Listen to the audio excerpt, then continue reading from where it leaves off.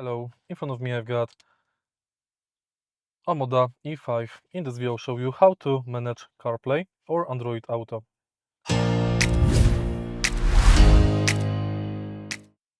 In the beginning, make sure that your smartphone is connected with the car, and next go to CarPlay or Android Auto from the homepage.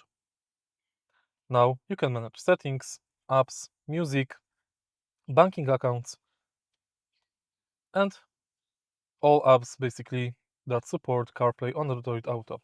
In settings, both on the CarPlay and Android Auto, you can manage silent modes, Google Assistant and Voice Assistant, and Siri, and CarPlay and Android Auto visuals. If you find this video helpful, please leave like, comment, and subscribe.